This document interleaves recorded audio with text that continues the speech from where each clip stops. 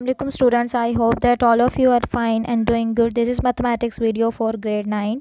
In this video we will discuss two topics: how to apply transpose on the product of matrices and how to calculate determinant of a single matrix related to this lecture lecture. Start करने से पहले हम पिछले lecture का recap कर लेते हैं। Last lecture में हमने डिस्कस की थी प्रॉपर्टीज़ मल्टीप्लिकेशन ऑफ मैट्रिसेस पे। अगर हमारे पास कोई दो मैट्रिसेस गिवन हैं तो हमने फर्स्ट प्रॉपर्टी थी कम्यूटेटिव प्रॉपर्टी के फर्स्ट मैट्रिक्स को सेकंड से मल्टीप्लाई करें या फिर प्लेस चेंज कर दे के सेकंड मैट्रिक्स को पहले लिखें और फर्स्ट मैट्रिक्स को बाद में लिखें। तो हमने देखा था कि कम्यूटेटिव प्रॉपर्टी जनरली होल्ड नहीं करती, ये सिर्फ जो हम कुछ एग्जांपल्स हैं उन स्पेसिफिक एग्जांपल्स के लिए सेटिस्फाई करती है, लेकिन जनरली ये प्रॉपर्टी होल्ड नहीं कर रही थी। ठीक, सेकंड प्रॉपर्टी हमारे पास थी associative for three matrices A B and C. इन प्रॉपर्टीज़ में प्लेस चेंज नहीं हो रही, फर्स्ट सेकंड थर्ड मैट्रिक्स अपनी जगह पे ही हैं, लेकिन मल्टीप्लिकेशन इस तरह से चेंज हो रही है कि हम तीनों को एक ही इकट्ठा मल्टीप्लाई तो नहीं कर सकते ना, दो दो मैट्रिक्स का ही प्रोडक्ट हम कर सकते हैं। तो सेकेंड को थर्ड से पहले मल्टीप्लाई करें ब्रैकेट के अंदर, या और फिर फर्स्ट मैट्रिक्स को बाद में करें लेफ्ट हैंड साइड पे, या राइट हैंड साइड पे वो कह रहा है कि हम फर्स्ट को सेकंड से पहले मल्टीप्लाई करें थर्ड को बाद में करें, तब भी दोनों साइड पे इक्वालिटी होल्ड करती है। और थर्ड प्रॉपर्टी हमारे पास ये थी। तीसरी प्रॉपर्टी में दोनों ऑपरेशन यूज हो रहे हैं, मल्टीप्लिकेशन के साथ एडिशन या मल्टीप्लिकेशन के साथ सब्ट्रैक्शन। तो मल्टीप्लिकेशन और एडिशन की प्रॉपर्टी कहती है कि अगर एक मैट्रिक्स मल्टीप्लाई हो और बाकी के दोनों ऐड हो रहे हैं तो ब्रैकेट के अंदर पहले हमने उनको ऐड करना है और बाद में एक को मल्टीप्लाई करें, या फिर राइट हैंड साइड में पहले हम फर्स्ट मैट्रिक्स को सेकेंड के साथ और फर्स्ट को थर्ड के साथ पहले मल्टीप्लाई करें, एडिशन बाद में करें, तब भी लेफ़्ट और राइट का आंसर हमारे पास सेम आएगा। इसके बाद हम आज का लेक्चर स्टार्ट करते हैं, जिसका फर्स्ट टॉपिक है how to apply transpose on product of two matrices. Transpose के लिए पहले हम डिस्कस कर चुके हैं एक्सरसाइज 1.3 का लास्ट क्वेश्चन जो हमने डिस्कस किया था मंडे के लेक्चर में। पर वहाँ पे हमने डिस्कस किया था कि अगर दो मैट्रिक्स ऐड हो रहे हों और सब्ट्रैक्ट हो रहे हों तो ट्रांसपोज कैसे अप्लाई किया था।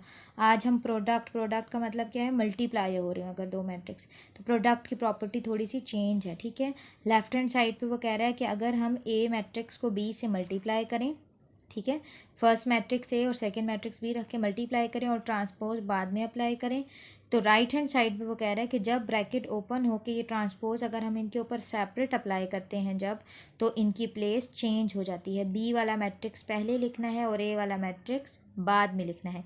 पहले अगर मल्टीप्लाई करें और फिर ट्रांसपोज लें या दोनों का अलग अलग ट्रांसपोज लें, तो पहले बी मैट्रिक्स का ट्रांसपोज लें और उसके बाद ए मैट्रिक्स का ट्रांसपोज लें, तो हमारे पास तब ये प्रॉपर्टी होल्ड करती है और मल्टीप्लिकेशन उसके बाद करनी है। ठीक है, तो एक्सरसाइज 1.4 का लास्ट क्वेश्चन नंबर 6 जो है वो इसी प्रॉपर्टी से रिलेटेड है।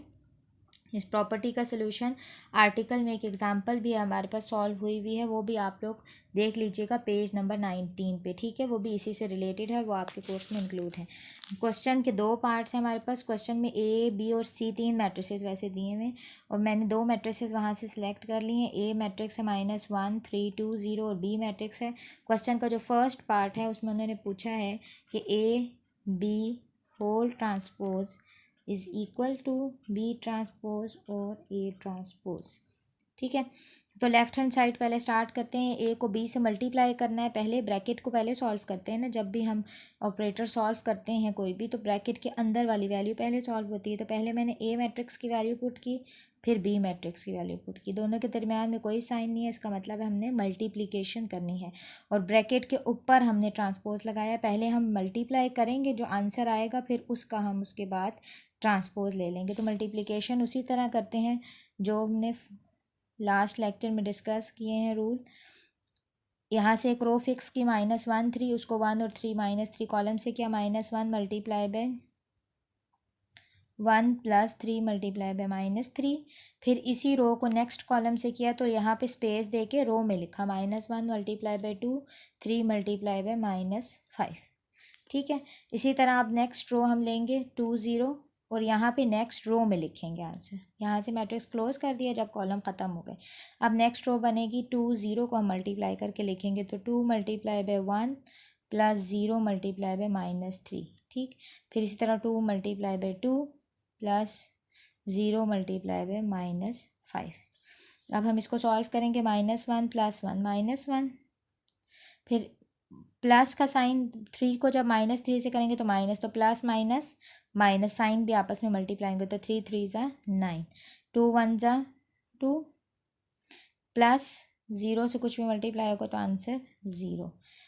-1 जब 2 से होगा -2, दरमियान में प्लस है लेकिन आगे माइनस का साइन भी आ रहा है, तो 5 3 ज़ा -15 होगा, तो माइनस प्लस माइनस, ठीक है। 2 2 ज़ा 4 प्लस 0, इसको हम सॉल्व करेंगे तो आंसर, अब ये सेम साइन हमेशा ऐड होते हैं, वो प्लस प्लस हो या माइनस माइनस, साइन आंसर में वो आता है जो इन दोनों वैल्यूज़ के साथ है। तो माइनस है तो सेम साइन माइनस आएगा और होंगे ऐड, 9 + 1 10, 2 + 0 2, -2 -15 -17, 4 + 0 4।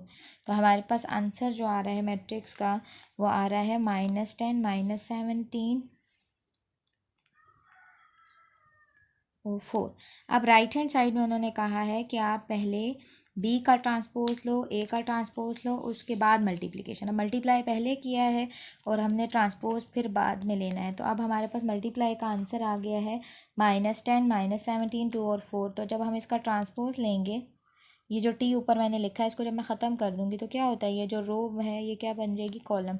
तो -10 और -17 को कॉलम में कन्वर्ट कर दिया और 2 और 4 को भी कॉलम में कन्वर्ट कर दिया, ठीक है। तो हमारे पास फाइनल आंसर यहाँ पे आ गया है -10 -17 2 और 4। अब हमने राइट हैंड साइड को सॉल्व करना, इसके बाद हम राइट हैंड साइड सॉल्व करते हैं। राइट हैंड साइड में था B transpose into A transpose, यानी हमने पहले बी वाला मैट्रिक्स पुट किया उसके बाद ए वाला। तो राइट हैंड साइड के लिए मैंने बी मैट्रिक्स की वैल्यू 1 2 -3 -5 पुट की और -1 3 2 0 पुट की वैल्यू, ठीक है। अब उसके बाद ट्रांसपोज अप्लाई किया। ट्रांसपोज कैसे अप्लाई होता है, ये जो रोज़ हैं ये कॉलम्स में कन्वर्ट कर दी, 1 2 कॉलम बन गया, -3 -5 कॉलम। इसी तरह सेकंड मैट्रिक्स में भी किया। अब इन दोनों का प्रोडक्ट भी हम पहले डिस्कस कर चुके, ये रो फिक्स करेंगे 1 और -3, उसको इन दोनों कॉलम्स के साथ मल्टीप्लाई किया और इस रो को इसके साथ। अच्छा, 1 को जब -1 से किया प्लस, तो फिर अगर आपके पास ये नेगेटिव साइंस जो आ रहे हैं इससे आप कंफ्यूज होते हो तो आप ब्रैकेट लगा लिया करो।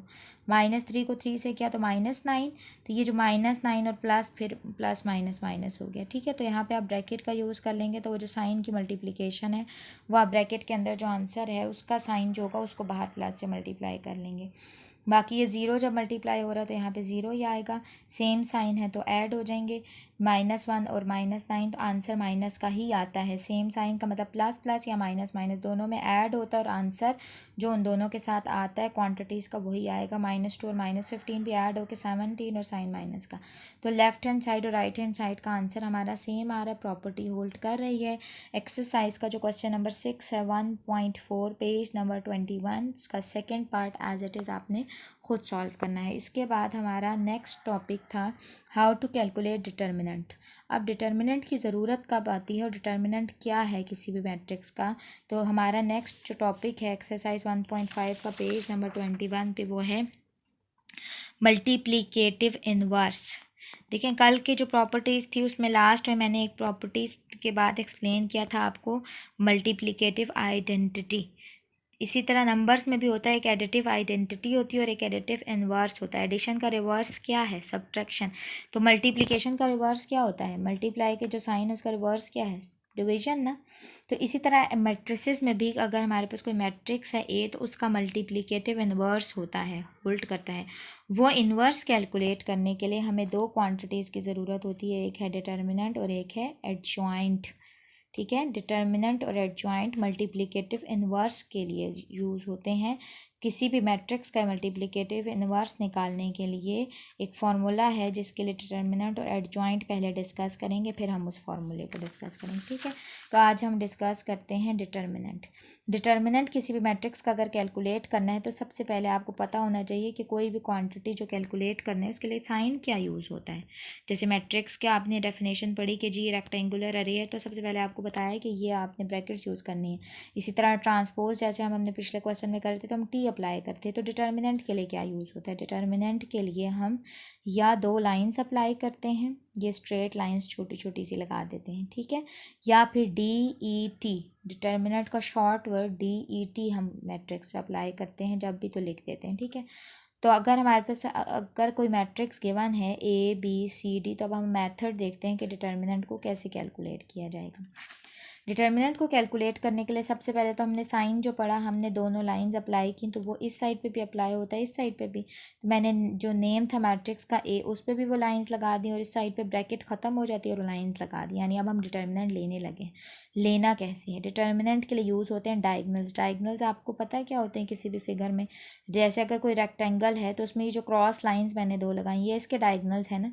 तो मैट्रिसेस भी तो रेक्टेंगुलर अरेंजमेंट ऑफ नंबर्स हैं, तो इसमें भी डायगनल्स क्या हैं? ये जो क्रॉस में क्वांटिटीज़ हैं AD, एक डायगनल ये है जिसको कहते हैं मेन डायगनल, और दूसरा डायगनल है ये BC, ये क्वांटिटीज़, इनको कहते हैं सेकेंडरी डायगनल। ठीक है, तो फार्मूला कहता है कि आपने जब डिटर्मिनेंट कैलकुलेट करना है तो फर्स्ट क्वांटिटी को फोर्थ के साथ, मेन डायगनल की वैल्यूज़ को पहले मल्टीप्लाई करना है, A को D से मल्टीप्लाई करना, माइनस B को C से या C को B से। ठीक है, पहले इस डायगनल की वैल्यूज़ को मल्टीप्लाई किया, AD माइनस BC। अब फार्मूले में माइनस है इसलिए प्लेस चेंज नहीं करनी, पहले इन्हीं को मल्टीप्लाई करना है माइनस, फिर उसके बाद B को C से मल्टीप्लाई करना है।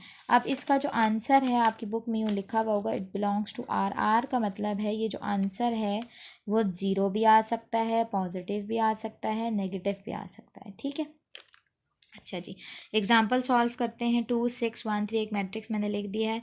अब अगर हमारे पास डिटर्मिनेंट कैलकुलेट करने को कहा हुआ है, इस मैट्रिक्स का नेम अगर मैंने A रखा है, तो फिर यहाँ पे मैंने दो लाइंस लगाई, ये ब्रैकेट ख़त्म की, लाइंस लगाई 2 6 1 3। ये स्टेप आपने लाजमी क्वेश्चन में करना है। पहले स्टेप में दोनों साइड पे अप्लाई किया, अब इस साइड पे सॉल्व किया, 2 को पहले 3 से मल्टीप्लाई किया, ब्रैकेट लगा दी मल्टीप्लिकेशन के लिए। ठीक है, माइनस फार्मूले का, फिर 1 और 6 को, अगर इधर क्वांटिटीज़ के अंदर माइनस है तो वो इन ब्रैकेट्स के अंदर आएगा और फिर ये सॉल्व हो गया, इसके साथ सॉल्व होगा।